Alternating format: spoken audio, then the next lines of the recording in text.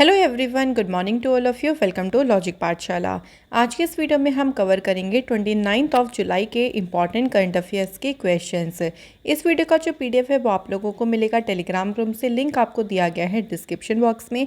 इसके अलावा फ्रेंड्स, अगर आप कोई भी टॉपिक पढ़ना चाहते हैं, मीन्स आपको कोई भी टॉपिक डिमांडिंग या आपकी रिक्वेस्ट हो, आप चाहते हैं उस पर जल्दी ही वीडियो देना, तो आप लोग मुझे ज़रूर बताएं कमेंट सेक्शन में, या फिर आप मुझे टेलीग्राम पर भी शेयर कर सकती हैं, जिससे हम आपको कोशिश करेंगे कि वो वीडियो आपको जल्दी से जल्दी ही प्रोवाइड करने की। तो चलिए फ्रेंड्स, आज के इस क्लास को शुरू करते हैं एक मोटिवेशन कोट से। If there is no struggle there is no progress. अगर आपकी लाइफ में स्ट्रगल नहीं तो समझ लीजिए प्रोग्रेस आपकी नहीं हो रही है, क्योंकि जब भी हम कोई भी देखिए हार्ड वर्क करते हैं या कोई भी हमारा जो टारगेट होता है अचीव करते हैं, तो स्ट्रगल हमारी लाइफ में होता ही है। वो कम हो या ज़्यादा हो डिपेंड करता है हमारी लाइफ के ऊपर, लेकिन हमें स्ट्रगल के साथ आगे ज़रूर बढ़ना है। ऐसा नहीं कि स्ट्रगल हो रहा है तो आप लोग क्विट कर दें और उस चीज़ को छोड़ दें। नहीं, आपको उस चीज़ को बिल्कुल पकड़े रखना है जब तक आप उसे फुलफ़िल नहीं कर लेते। तो फ्रेंड्स, इंपॉर्टेंट डे के साथ शुरू करेंगे। तो देखिए 28 जुलाई को फ्रेंड्स सेलिब्रेट होता है वर्ल्ड हेपेटाइटिस डे। ये इंपॉर्टेंट डे है, बहुत एग्जाम में पूछते हैं। तो विश्व हेपेटाइटिस दिवस 28 जुलाई को मनाया जाता है।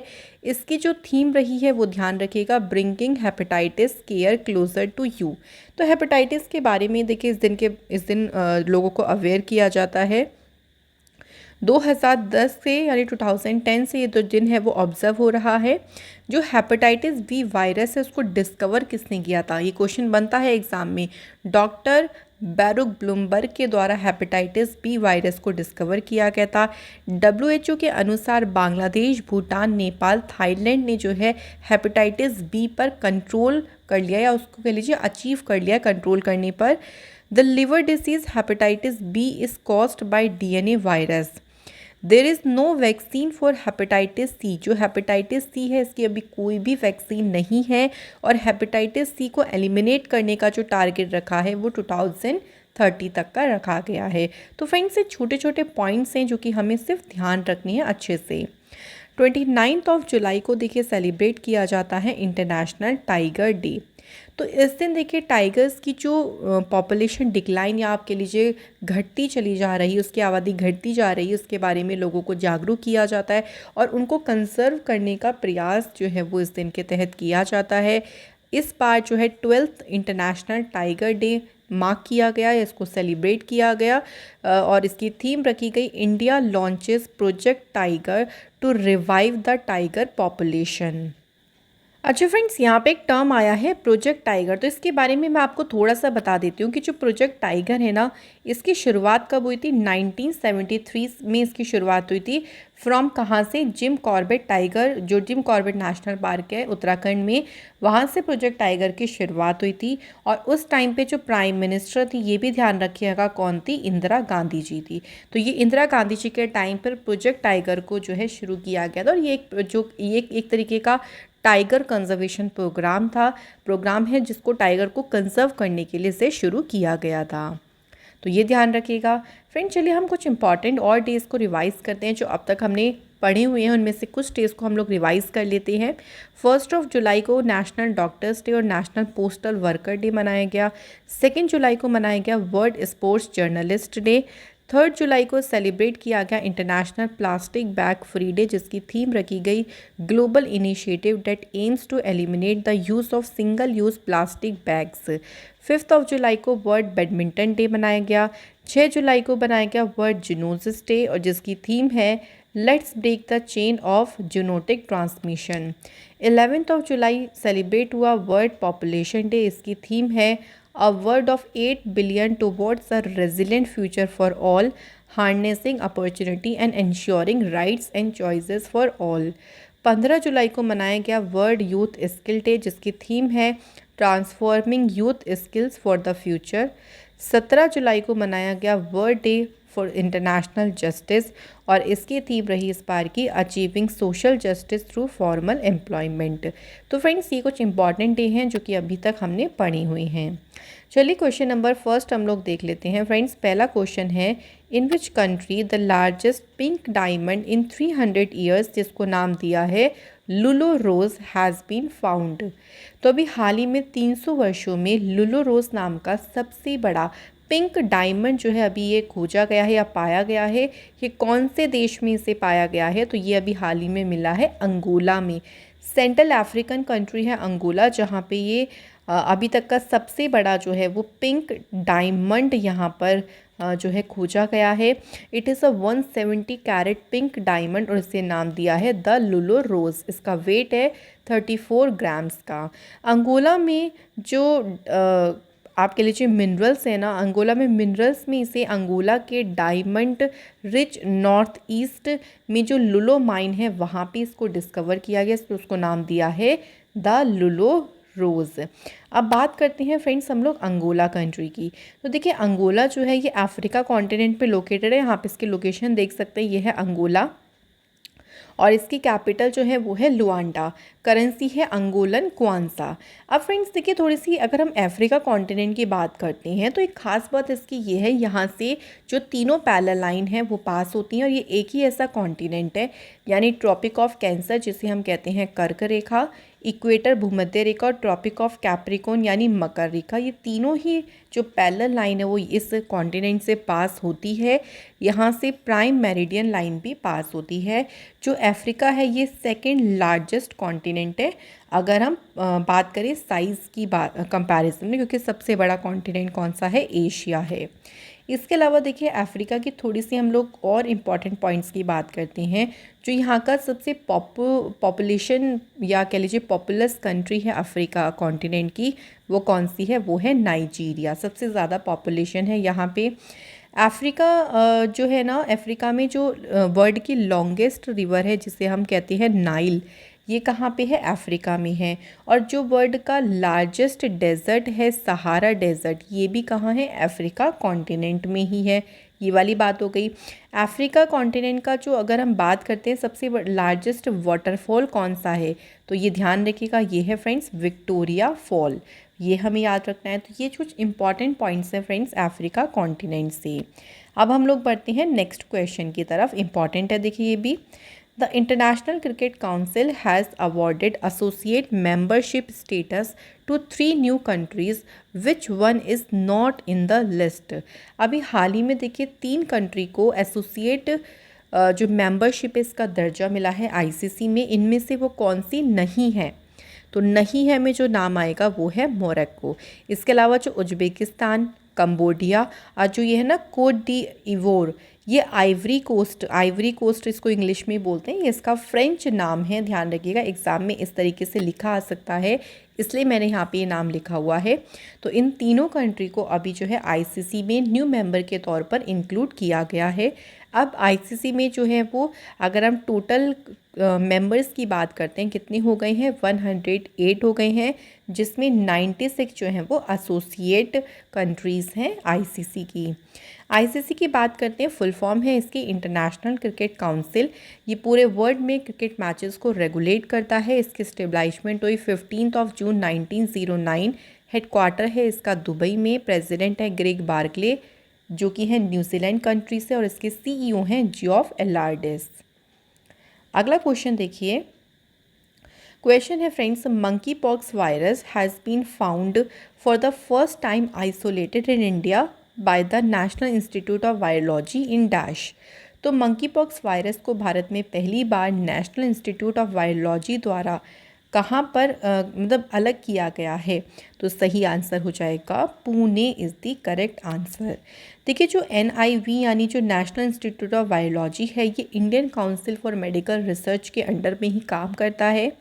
Genomic sequence of the Indian strain has 99.85% match with the west African strain circulating globally. अगर हम मंकी पॉक्स की बात करते हैं तो अभी आपने सुना होगा इसको हेल्थ इमरजेंसी भी घोषित किया WHO ने। ये एक एक्यूट वायरल डिसीज़ और इसके सिम्टम्स हैं फीवर, लिम्फ नोड एनलार्जमेंट, इस तरीके के जो हैं वो इस डिसीज़ के सिम्टम्स हैं। अगला क्वेश्चन है, एमिनेंट एसमीज राइटर एंड साहित्य अकादमी अवॉर्डी हैज़ पास्ड अवे। इनका हमें नाम बताना है कि अभी हाल ही में देखिए असम के प्रख्यात लेखक और साहित्य अकादमी अवॉर्डी यानी विजेता, इनका भी हाल ही में निधन हुआ है। इनका नाम क्या है? अतुलानंद गोस्वामी इनका नाम है। इनको देखिए साहित्य अकादमी अवार्ड मिला था 2006 में। इनके नोवेल का नाम है सेने जोरेर गांधी। इस नोवेल के लिए उनको साहित्य अकादमी अवार्ड से सम्मानित किया गया। He was known as a short story writer, a literature and a novelist par excellence. तो ये अपनी शॉर्ट स्टोरी राइटिंग के लिए काफ़ी ज़्यादा फेमस थे। नेक्स्ट क्वेश्चन है, Coca Cola has signed home for Limca sports promotion. तो अभी हाल ही में कोका कोला ने लिम्का स्पोर्ट्स प्रमोशन के लिए किसे साइन किया है, या एक तरीके से अम्बेसडर ही आप बोल सकते हैं। तो अभी हाल ही में जो है कोका कोला ने इसके लिए नीरज चोपड़ा को साइन किया है। नीरज चोपड़ा का संबंध है जैवलिन थ्रो से। अभी हाल ही में देखिए जो वर्ल्ड एथलेटिक्स चैम्पियनशिप हुई, उसमें नीरज चोपड़ा ने सिल्वर मेडल जीता और ये पहले इंडियन बने हैं जिन्होंने वर्ल्ड एथलेटिक्स चैम्पियनशिप में सिल्वर मेडल जीता। अब एम्बेसडर की बात ही आती है तो चलिए कुछ और एम्बेसडरों को रिवाइज कर लेते हैं। बैंक ऑफ बड़ौदा की एम्बेसडर बनी है Shefali Verma. Legends league cricket में वुमेंस टीम की जो एम्बेसडर बनी है वो हैं झूलन गोस्वामी। रिन्यू बाई के एम्बेसडर बने राजकुमार राव। मेडीबडी के अमिताभ बच्चन। बेटी बचाओ बेटी पढ़ाओ स्कीम फॉर गुरुग्राम हरियाणा, और इसके लिए ब्रांड एम्बेसडर बनाया गया है तनिष्का कोटिया एंड रिद्धिका कोटिया को। खादी एंड अदर हैंडीक्राफ्ट्स और बिहार के ब्रांड एम्बेसडर बनी है मनोज तिवारी। नेक्स्ट देखिए रमी सर्कल ऋतिक रोशन। माई 11 सर्कल शुभमन गिल और ऋतुराज गायकवाड़। इसके अलावा ल्यूपिन लिमिटेड शक्ति कैंपेन की एम्बेसडर बनी है मैरी कॉम। भारतीय एक्सा लाइफ इंश्योरेंस के ब्रांड एम्बेसडर बनी विद्या बालन। अपग्रेड के एम्बेसडर बने अमिताभ बच्चन। लियोर जो कंपनी है इसने ब्रांड एम्बेसडर बनाया है सौरव गांगुली को। कर्नाटका ब्रेन हेल्थ इनिशिएटिव के ब्रांड एम्बेसडर बने रोबिन उथप्पा। लुइस विटन जो कि एक फ्रेंच का लग्जरी फैशन ब्रांड है और पहली बार उन्होंने एक इंडियन को ब्रांड एम्बेसडर बनाया है, जो कि कौन है? दीपिका पादुकोण। यूनिसेफ के goodwill ambassador for the 20th year कौन बनी है? सचिन तेंदुलकर। तो फ्रेंड्स ये हमारे कुछ इंपॉर्टेंट ब्रांड एम्बेसडर नाम रहे, इनको ध्यान रखेंगे। अगला क्वेश्चन है, Dinesh Sahara foundation has instituted a first of its kind Dinesh Sahara lifetime award for excellence in dash. तो देखिए जो दिनेश सहारा फाउंडेशन है, इन्होंने किस फील्ड में उत्कृष्टता यानी एक्सीलेंस के लिए अपनी तरीके का पहला Dinesh Sahara lifetime award जो है इसको स्टार्ट किया है। तो ये किस फील्ड में अवार्ड दिया जाएगा? तो ये दिया जाएगा फ्रेंड्स म्यूज़िक के फील्ड में अवार्ड। ये जो इनिशिएटिव है इसका मेन पर्पस है कि इंडियन आर्ट्स और जो कल्चरल सोसाइटी है उसको उसके द्वारा ही पूरा सपोर्ट किया जाएगा। इसमें देखिए एक ट्रॉफ़ी या कह लीजिए एक मेमेंटो दिया जाएगा। The recognisation will also include a significant cash component. तो कैश भी इसमें दिया जाएगा और इसके अलावा एक आप कह लीजिए रिकग्नाइजेशन के तौर पर यहाँ पे ये चीज़ें दी जाएंगी। दिनेश सहारा की एक बुक भी इस इवेंट के दौरान लॉन्च हुई और उसका नाम है सनातन लीला। अवार्ड्स की बात ही चलती है तो फ्रेंड्स चलिए कुछ और इम्पॉर्टेंट अवार्ड्स को रिवाइज करते हैं। AIMA ऑनर्स यानी शुजित सरकार को डायरेक्टर ऑफ द ईयर का अवार्ड मिला। प्रभात पटनायक इन्हें मेलकॉम एडिशिया अवार्ड 2022 से सम्मानित किया गया।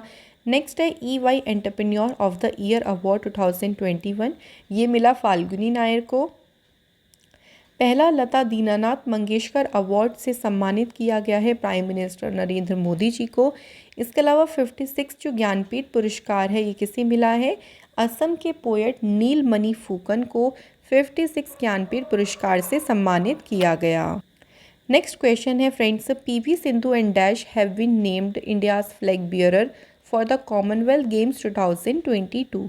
देखिए जो कॉमनवेल्थ गेम है ना फ्रेंड्स, ये ब्रिमिंघम इंग्लैंड में शुरू हुए और इसके लिए जो भारत के फ्लैग बियरर बने हैं उनमें से एक हैं PV सिंधु और दूसरा नाम कौन है? Manpreet Singh.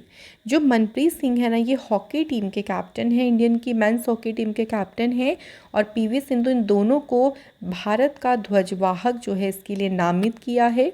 Sindhu was also the flag bearer at the 2018 के जो कॉमनवेल्थ गेम हुए थे गोल्ड गोल्ड कोस्ट में, वहाँ पर भी जो फ्लैग बियरर थी वो कौन थी? पीवी सिंधु। नेक्स्ट क्वेश्चन है, which country's cricket ground has been named after India's legendary cricketer Sunil Gavaskar? किस देश के क्रिकेट मैदान का नाम भारत के लेजेंडरी क्रिकेटर सुनील गावस्कर के नाम पर रखा गया है? तो ये जो क्रिकेट ग्राउंड है ना, ये कहाँ पर है? England.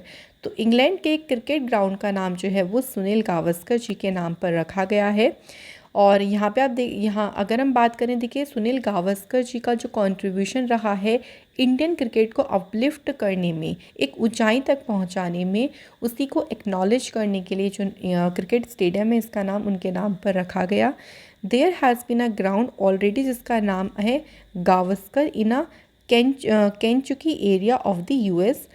Sunil Gavaskar ji was the first cricketer जिन्होंने 10,000 रन स्कोर किए टेस्ट क्रिकेट में। तो फ्रेंड्स ये हमारे कुछ इंपॉर्टेंट पॉइंट्स हैं। नेक्स्ट क्वेश्चन है, देखिए what is the rank of India in the latest men's ODI team rankings released in July 2022। अभी देखिए मेंस की ओडीआई टीम की जो रैंकिंग जारी हुई है इसमें भारत कौन सी रैंक पे है? तो इंडिया की जो टीम है ना वो इसमें है 3rd प्लेस पे। हमें ध्यान रखना है कि 1st प्लेस पे कौन है? न्यूजीलैंड, ये हमें ज़रूर ध्यान रखना। और इंडिया की पोजीशन कौन सी प्लेस पे है? तो इंडिया जो है वो इसमें है 3रे प्लेस पे। 2nd प्लेस पे है इंग्लैंड और पाकिस्तान की जो पोजीशन है फ्रेंड्स वो है 4th प्लेस पे। अब बात करें कुछ और स्पोर्ट्स न्यूज़ की, तो देखिए शूटिंग में अभी हाल ही में मिराज अहमद खान ने एक हिस्ट्री क्रिएट करी है। ये पहले इंडियन शूटर बने जिन्होंने मेंस की स्केट इवेंट में, जो कि ISSF वर्ल्ड कप हुआ साउथ कोरिया में, तो उसके मेंस की स्केट इवेंट में गोल्ड मेडल जीता। जसप्रीत बुमराह ने एक ही ओवर में सबसे ज़्यादा रन बनाए टेस्ट क्रिकेट मैच में। पंजाब किंग्स के जो ओपनिंग बैटर हैं शिखर धवन, ये फर्स्ट प्लेयर बने हैं जिन्होंने IPL की हिस्ट्री में 700 चौके जो हैं वो हिट किए हैं। तो फ्रेंड्स ये हमें अच्छे से क्लियरली ध्यान रखना है। तो ये थे फ्रेंड्स हमारे सभी इंपॉर्टेंट क्वेश्चंस। नाउ टाइम आता है रिवीजन का, तो आप लोग मेरे साथ साथ ज़रूर रिवाइज करिएगा, अपने आंसर्स को मार्क करिएगा। क्वेश्चन है, कौन से यूनियन मिनिस्टर ने बाल रक्षा मोबाइल एप्लीकेशन को लॉन्च किया है? सही आंसर है friends Sarbananda Sonowal. Next question है, India has designated 5 new Ramsar sites, which one is not in the list? इनमें से कौन सी वो रामसर साइट उनमें से नहीं है? तो वो कौन सी है? गोविंद सागर। अब अगर हम बात करें कितनी रामसर साइट ऐड हुई हैं, ये हमें ध्यान रखना है 5। 3 जो है वो तमिलनाडु में है जिसका नाम है, एक का नाम है Karikili bird sanctuary, second name है Pallikaranai marsh reserve forest and third नाम है पिचवरम मैंग्रोव। एक जो है वो कौन से स्टेट में है? वो है फ्रेंड्स मिज़ोरम में, और उसका नाम क्या है? पाला वेटलैंड। एक मध्य प्रदेश में है और मध्य प्रदेश में जो है उसका नाम है साख्या सागर। तो ये 5 जो है वो अभी नई जो है रामसर साइट ऐड हुई है, और अब रामसर साइट टोटल कितनी हो गई है? 54। नेक्स्ट है, भारत फोर्ग सब्सिडरी BF इंफ्रास्ट्रक्चर ने किसके साथ मिलकर पार्टनरशिप करी for manufacturing high speed trains in India? तो इसके लिए जो पार्टनरशिप करी है फ्रेंड्स वो करी है टालगो के साथ। नेक्स्ट है, in July 2022 who is the richest women in India? तो रिचेस्ट वुमेन कौन बनी है? रोशनी नादर। नेक्स्ट क्वेश्चन है, which country has decided to quit the international space station after 2024? देखिए जो इंटरनेशनल स्पेस स्टेशन है ना, ये टोटल 5 जो स्पेस एजेंसी है उनका एक कोलैबोरेटिंग प्रोजेक्ट है, जिसमें कौन कौन सी हैं? एक तो है नासा, सेकंड देखिए है रॉसकॉस्मोस जो कि है रशिया की स्पेस एजेंसी, देन है जैक्सा, ये जापान की स्पेस एजेंसी है, ESA यूरोप स्पेस एजेंसी, और CSA कनाडा स्पेस एजेंसी, जिसमें से रशिया ने क्विट करने का जो है वो डिसीज़न लिया है। Which company has partnered with Greenko group to jointly pursue opportunities in renewable energy? तो फ्रेंड्स इसके लिए पार्टनरशिप करी है oil and natural gas corporation के द्वारा। Which city is hosting the 44 chess olympiad starting from 28 July? तो 44 जो चेस ओलंपियाड है ये कौन से शहर में शुरू हुआ? Answer is Chennai. External affair minister doctor S Jaishankar will be on a 2-day visit to which country to take part in the meeting of SCO council of foreign ministers. तो अभी डॉक्टर एस जयशंकर 2 दिन के विजिट पर गए हैं Uzbekistan, जहां पर वो SCO की जो फॉरेन मिनिस्टर्स की मीटिंग है उसे अटेंड करेंगे। नेक्स्ट है which country is going to host the ICC 2025 women's ODI world cup. तो जो 2025 में वुमेंस ODI वर्ल्ड कप है इसे कौन सी कंट्री होस्ट करेगी, तो ध्यान रखिएगा फ्रेंड्स, इंडिया। नेक्स्ट है 27 जुलाई को जो है भारत रत्न एंड हमारे जो फॉर्मर प्रेसिडेंट रहे डॉक्टर APJ अब्दुल कलाम, उनकी कौन सी डेथ एनिवर्सरी मार्क करी गई। तो फ्रेंड्स जो है इनकी 7th डेथ एनिवर्सरी जो है वो अभी मार्क की गई है। अच्छा, APJ अब्दुल कलाम जी को एक नाम से जाना जाता था, इनको कहा जाता है मिसाइल मैन ऑफ इंडिया। ये क्वेश्चन बहुत पूछते हैं एग्ज़ाम में, तो ध्यान रखेंगे किससे कहते हैं, डॉक्टर APJ अब्दुल कलाम जी को। नाउ फ्रेंड्स हमारे स्टैटिक GK के क्वेश्चंस को कवर करते हैं।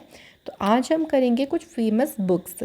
तो सबसे पहले हम अगर मेडिवल इंडिया की बात करते हैं तो इसमें कौन कौन सी फेमस बुक्स हैं इनके बारे में बात करेंगे। फर्स्ट बुक है फुतुहात ए फ़िरोज़, ये बुक लिखी है फ़िरोज़ शाह तुगलक ने। इस तरीके के बुक्स कई बार एग्ज़ाम में पूछते हैं, तो आज हम इस तरीके को डिस्कस करने वाले हैं। सेकंड बुक है देखिए खज़ैन उल फुतूह, ये बुक लिखी है अमीर खुसरो ने। तो आपको सिंपली बुक ध्यान रखना है और ऑथर का नाम ध्यान रखना है। थर्ड नाम है किताब फ़ी तहकीक, ये बुक लिखी है अल बरूनी ने। नेक्स्ट बुक है किताब उल रहला, ये बुक लिखी इब्न बतूता ने। तुजुक ए जहांगीरी, ये उनकी जहांगीर की ऑटोबायोग्राफी है और जहांगीर के द्वारा ये लिखी गई है। नेक्स्ट है तुगलकनामा, ये बुक लिखी है अमीर खुसरो ने। ये बहुत एग्ज़ाम में पूछते हैं जो है तुगलकनामा, इसको ज़रूर ध्यान रखिएगा। अब देखिए बात करते हैं एंशियंट इंडिया। तो एंशियंट इंडिया की कुछ फेमस बुक्स हैं जैसे अभिज्ञान शाकुंतला, विक्रमोर्वशी, रघुवंशनन, ये सारी की सारी बुक लिखी हैं कालिदास ने। पंचतंत्र सुनी ज़रूर होगी आपने, ये बुक लिखी है विष्णु शर्मा ने। नेक्स्ट देखिए इंडिका, ये मेगस्थनीज ने लिखी है। अर्थशास्त्र जो बुक है ये लिखी है कौटिल्य ने। चरक संहिता जो बुक है ये लिखी है चरक के द्वारा। तो फ्रेंड्स ये हमारी कुछ इंपॉर्टेंट बुक्स रही आज जो हमने कवर करी। फ्रेंड्स कल मैंने आप लोगों से क्वेश्चन पूछा था कि जो विंबलडन ओपन में मेंस जो फाइनल हुआ इसे किसने जीता है, नोवाक जोकोविच ने, जो कि है सर्बिया के प्लेयर। सेकंड था कि किसने जो है जो मेंस की स्कीट इवेंट हुआ उसमें पहली बार जो है किसी इंडियन ने गोल्ड मेडल जीता है, उनका नाम है मिराज अहमद खान। तो फ्रेंड्स आप सभी ने जिन्होंने भी कमेंट किया है सभी के आंसर बिल्कुल सही हैं। आज के हमारे commenter T Manoj Kumar, Abhishek Singh and Priyanka Priyadarshini. Thank you so much guys. तो अब मेरा टाइम तो हो गया फिनिश समझाने का, अब आपका टाइम होता है शुरू। तो पहला क्वेश्चन है देखिए प्राइम मिनिस्टर मोदी जी के नए प्राइवेट सेक्रेटरी कौन बने हैं। और सेकंड क्वेश्चन है विलियम ई कॉल्बी अवार्ड, ये अभी हाल ही में किसने जीता है। तो फ्रेंड्स फटाफट से चलिए जल्दी से अभी कमेंट कर दीजिए आंसर्स। और मैं आशा करती हूँ कि जितने भी आप लोगों को कॉन्सेप्ट वीडियो में आप लोगों को बताए जाते हैं, चाहे वो रिवीजन पोर्शन हो, करंट अफेयर्स पोर्शन हो या स्टैटिक का पोर्शन हो, आप सभी को अच्छे से सब समझ आए होंगे। आप इसी तरीके से फ्रेंड्स सभी लोग पढ़ते रहें, खुश रहें, मुस्कुराते रहें। और अगर आपको हमारी वीडियोस अच्छी लगती हैं देन आप सभी से रिक्वेस्ट है कि लाइक शेयर सब्सक्राइब करना बिल्कुल भी ना भूलें। Thank you so much for watching this video.